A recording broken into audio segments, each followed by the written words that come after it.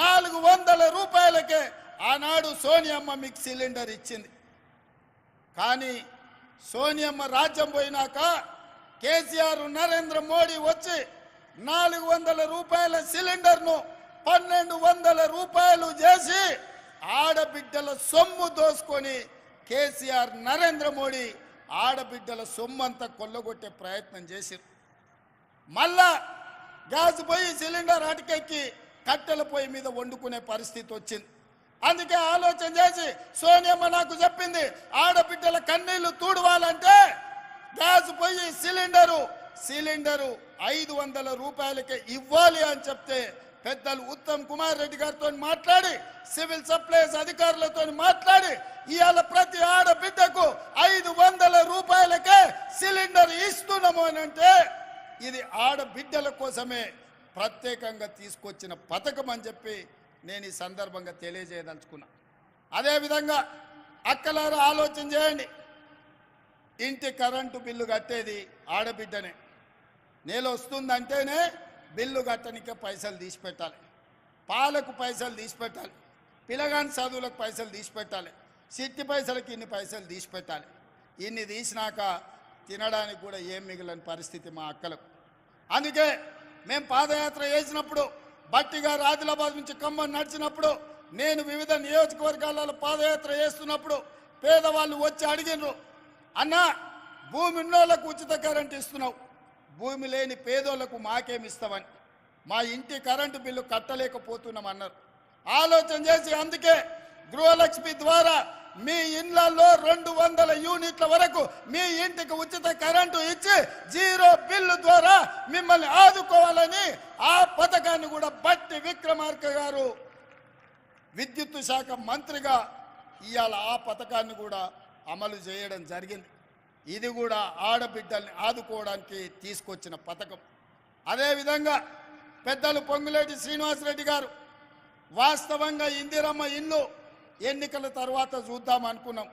ఎందుకంటే కేసీఆర్ 7 లక్షల కోట్ల రూపాయల అప్పు నా నెత్తి మీద మోపిపోయిండు, సంసారం దివాలా తీపించిండు, తాగుబోతుల సంసారం చేసిండు, ఎక్కడేమున్నదో తెలియదు, సంసారం చిల్లం పొల్లం చేసిండు, ఏందుందో తెలియదు, సంసారానికి వచ్చేటప్పటికే ఆగం ఉన్నది.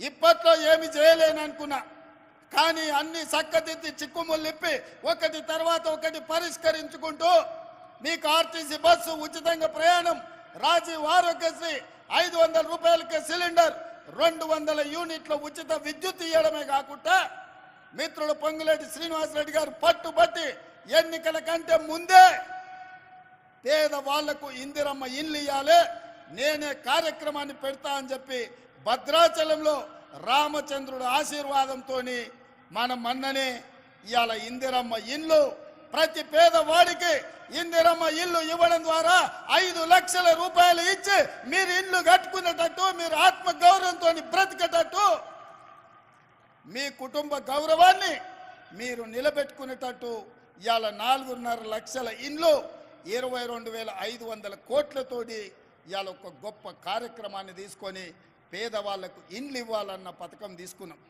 ఆయనలో ఏం చెప్పిండు కేసీఆర్, డబ్బా ఇల్లు వద్దు, డబల్ బెడ్రూమ్ ఇల్లు ముద్దు అన్నాడు. ప్రతి పేదవాడికి కొడుకు కోడలు ఉంటే ఆడుంటారు, పండుగ పూట అల్లుడు బిడ్డ వస్తే ఏడవంటారు, కోడి పిల్లను మేక పిల్లను ఉంటే ఏడగట్టేస్తారు, మీకు అందరికీ డబల్ బెడ్రూమ్ ఇల్లు ఇస్తాను కేసీఆర్ 10 ఏళ్ళు ఆశ చూపించాడు. నేను అడుగుతున్న మా ఆడబిడ్డల్ని, మీకెవరికైనా డబల్ బెడ్రూమ్ ఇల్లు వచ్చిందా? ఎవరికైనా మీకు డబల్ బెడ్రూమ్ ఇల్లు వచ్చిందా? ఈడున్న మా ఆడబిడ్డలకు వచ్చిందా? అబద్ధాలు చెప్పి 10 ఏళ్ళు ఆడబిడ్డల్ని మోసం చేసి మళ్ళీ మోసం చేద్దామనుకుంటే డబల్ బెడ్రూమ్ ఇల్లు ఇయ్యవా బిడ్డ, నీ లగ్గం చేస్తామని చెప్పి బండకేసి కొట్టిరు కేసీఆర్. అందుకే ఇవాళ పేదవాళ్లకు ఇందిరమ్మ ఇల్లు 5 లక్షల రూపాయలు ఇవ్వడం ద్వారా మీరు కట్టుకోనికే ఇవాళ ఇందిరమ్మ ఇల్లు ఇచ్చినాం. ఇది పేదవాళ్ళ కోసం చేసిన పని కాదా? అదేవిధంగా ఇవాళ మా పెద్దలు బట్టి విక్రమార్క గారు ఆనాడు మహాలక్ష్మి గ్రూపులను లక్షాధికారులను చేస్తాం ఆడబిడ్డలను అన్నారు. వైఎస్ రాజశేఖర రెడ్డి గారు ఉన్నప్పుడు ఇవాళ మా మిత్రుల సహకారంతో ఇంత ఉందే పెద్దలు చిన్నారెడ్డి గారు చెప్పారు 63 లక్షల సంఘం సభ్యులు ఉన్నారు. నేను ఒక్కటే మాట్లాడుతున్నా మా అక్కల్ని, 63 లక్షలు కాదు, 1 కోటి మంది మహిళా సభ్యులు మన సంఘాలలో చేరాలి. 1 కోటి మంది చేరండి. 1 కోటి మందిని ఒక్కొక్కరిని కోటీశ్వరులను చేసే బాధ్యత నేను తీసుకుంటా. 1 కోటి మందిని కోటీశ్వరులను చేస్తే తెలంగాణ బంగారు తెలంగాణ అవుతుంది. తెలంగాణ అభివృద్ధి చెందిన తెలంగాణ అవుతుంది. తెలంగాణ ధనిక తెలంగాణ అవుతుంది. ప్రతి ఆడబిడ్డ కోటీశ్వరాలు అయినప్పుడు పిల్లల్ని డాక్టర్లు, లాయర్లు, ఐఏఎస్లు, ఐపీఎస్లుగా చదివిపించుకుంటారు.